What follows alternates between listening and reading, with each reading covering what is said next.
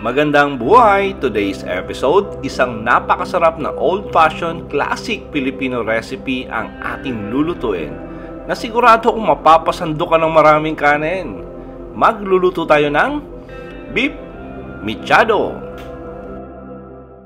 At umpisa na natin, marinate muna natin yung ating karning baka at gumamit pa ako rito ng brisket. Medyo may konting taba at the same time may konting ligaments.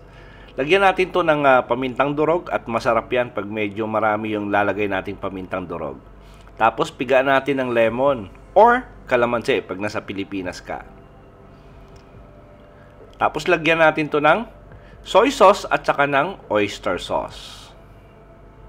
And by the way, para sa kumpletong listahan ng ating ingredients, sinulat ko po sa description box. Tapos haluin lang natin to ng maigi at maganda yan. Pagkatapos natin i-marinate, balik muna natin sa ating ref at least mga 30 minutes.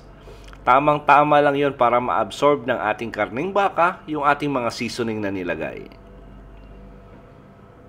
Tapos magpainit lang ng konting mantika sa ating kawali. Tapos gisa na natin yung ating bawang. At yung bawang natin ay hiniwa lang natin ng medyo pino. Sangkutsa lang natin to siguro mga 15 to 20 seconds. At moderate flame lang yung gagamitin natin. After 20 seconds, lagay na natin yung ating sibuyas. At yung sibuyas natin ay hiniwa lang natin yan sa maninipis. Ngayon, gigisa natin yung ating bawang at saka sibuyas for about 1 minute. Tamang-tama lang na yon na magbago yung appearance ng ating sibuyas at lumabas yung bango.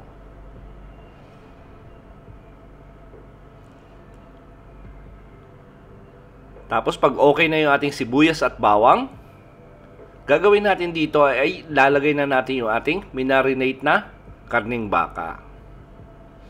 Tapos sangkutsa natin to siguro mga 15 minutes para lang mag-iba yung appearance at ma-absorb lalo ng ating karning baka yung ating mga seasoning na nilagay nung nag-marinate tayo.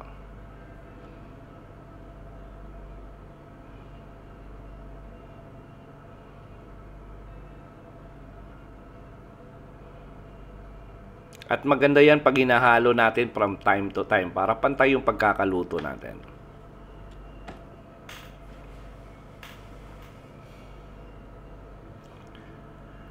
Ngayon, nag-iba na yung appearance ng ating karne. Naging matigas na siya dahil halos nag-brown na siya dahil sinangkutsa natin ng 15 minutes. Ngayon, sama na natin yung ating red bell pepper.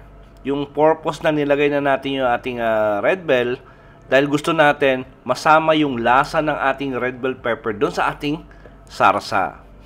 Lagyan na natin to ng tubig at naglagay ako rito ng mga 2 liters kasi baka po ito at pakukuluan natin ng 1 hour or mas sobra pa sa 1 hour or hanggang sa lumambot yung ating karning baka.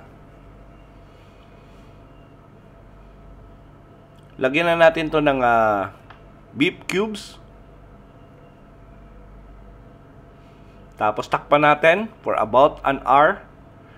Pero huwag nyo kalimutan na haluin every 5 minutes or every 10 minutes para pantay yung pagkakaluto natin. May mga baka kasi na lalagpas talaga yung sa oras para lumambot. So depende po sa quality ng karne na nabili nyo. Ngayon after 1 hour, malambot na yung ating karning baka. Lagyan na natin to ng patis. Lagyan natin to ng liver spread. Yung purpose ng liver spread natin, yan yung magpapalapot ng ating sarsa sa ating mechado. Tapos naglagay na rin ako rito ng tomato sauce. Kahit na anong brand, walang problema. Tapos haluin natin to para magpantay yung lasa ng ating sarsa. At this time, takpan natin. Pakuluan lang natin saglit. Ngayon, pag kumulo na, pwede na natin lagay natin yung ating gulay.